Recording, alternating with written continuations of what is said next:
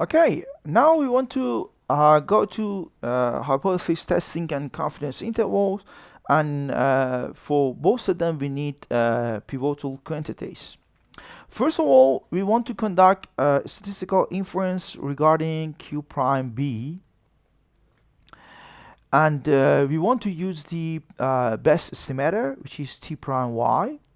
And if Y has normal distribution, then it has the normal distribution with the expected value T prime xb, which you can also write it as Q prime B.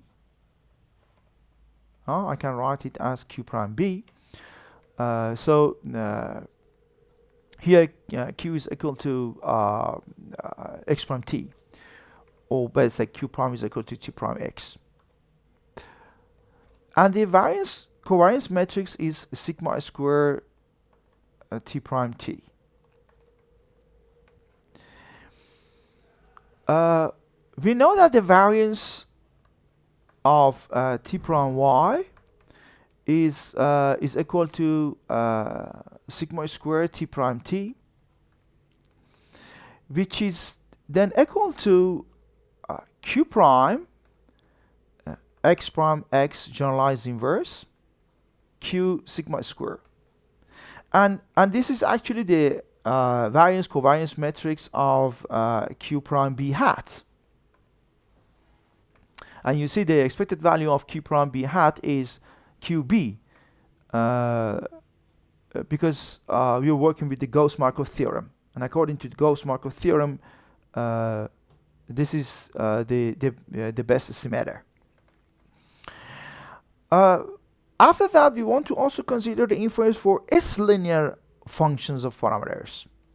So we want to consider the inference for Q prime B based on the S best estimators.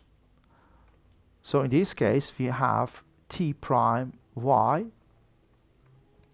It has normal distribution because Y has normal distribution with the expected value equal to Q prime B, and once again the variance covariance matrix T prime T.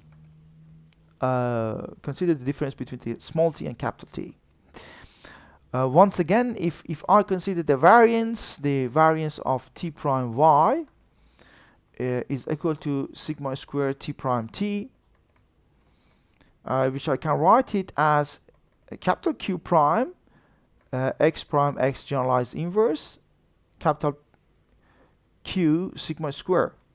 And this is indeed the variance of Q prime B hat. But this is not the whole story.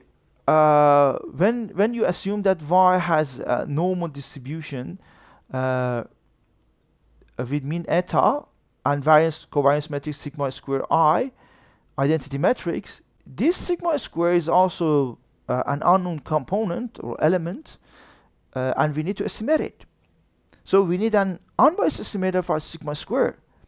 But we know that sigma hat squared, which is equal to MSC, is an unbiased estimator for sigma square.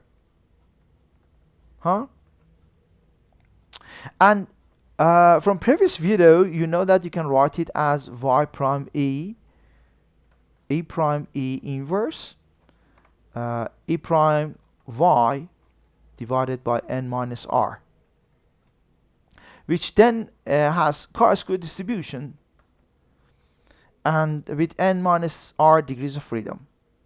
So you can easily find the expected value. We know that the expected value is sigma square because it's an unbiased estimator.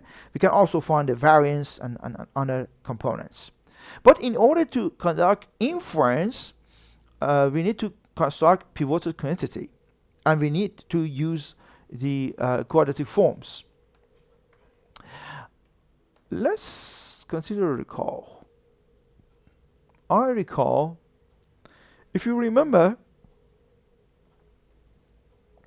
if Z has normal standard normal distribution, and U also has chi-square distribution with, let's say, p degrees of freedom, and these two are independent from each other, then you can construct a t distribution by dividing the random variable z and the square in the denominator, the square root of u divided by p. It has then the t distribution with p degrees of freedom. We can now construct the pivotal quantity for our purpose in order to do hypothesis testing or construct confidence interval. For that, first of all, look at the t prime y. Here, the t prime y, we've already shown the distribution. So t prime y minus q prime b divided by the square root of the variance has standard normal distribution. So you see how I want to construct z now. So I do use this recall and construct z in this way. So here the t prime y minus the expected value, which is q prime b, divided by the square root of the variance, sigma squared t prime t, has standard normal distribution. Now, if I can construct the denominator or find a quantity that has chi-square distribution, then I can conduct inference for this guy. Oh, not this one. Let's change the color. I can conduct inference for this one.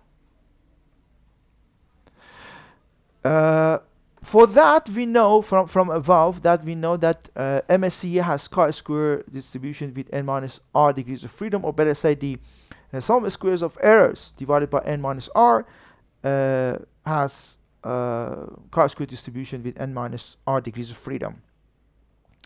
So if I show that t prime y is independent of SSE, which is the regularity condition here.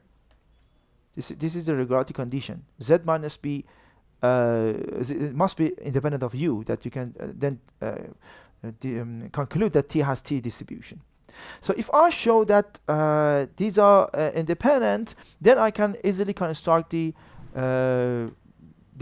pivotal quantity. Before showing the independency, let's construct the pivotal quantity first. Minus q prime b divided by sigma square t prime t. And from above, we have this chi-square distribution. So if I divide it by the square root of SSE, sigma square, sorry, here it must be, divided by sigma square, and then n minus r,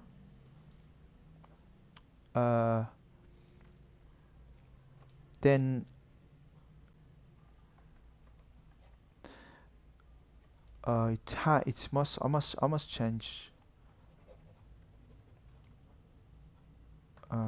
sigma square.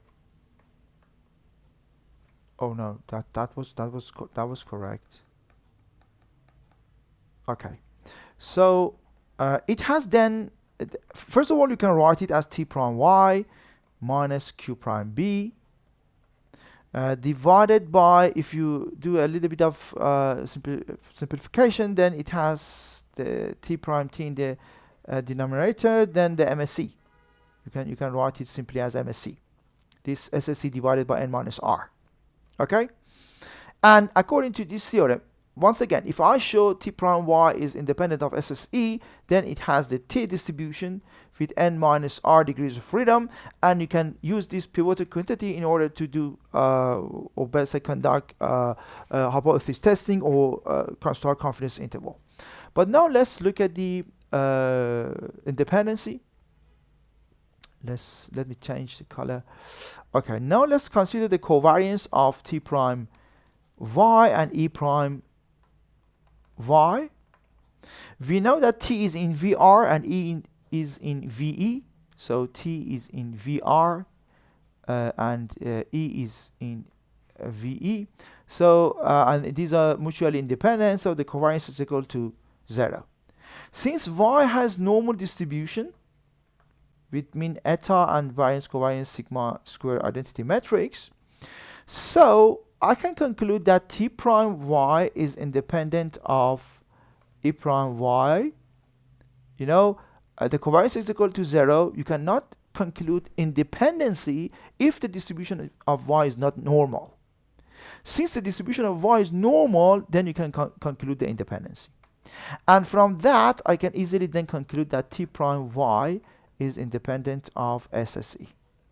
So the regularity conditions for this recall here is satisfied, and we can then find that this ratio has T distribution with n minus r degrees of freedom.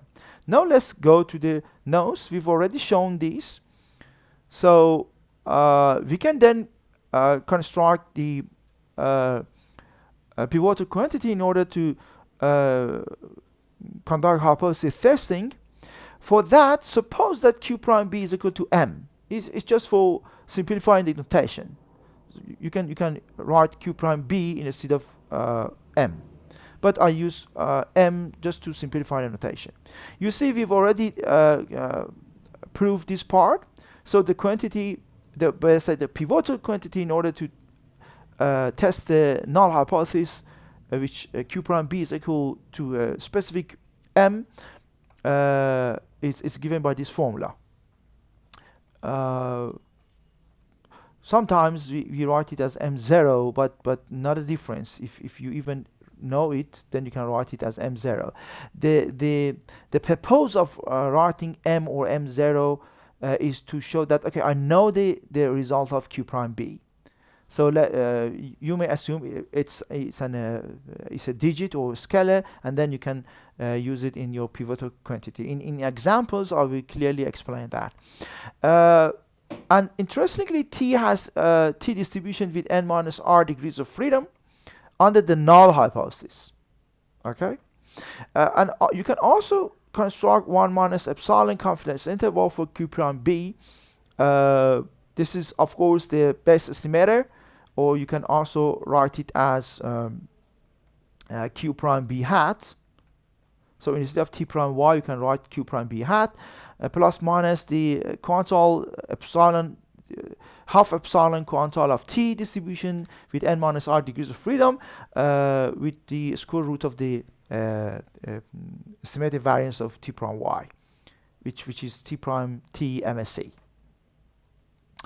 So you see, with this pivotal quantity that we also constructed here, we can of course conduct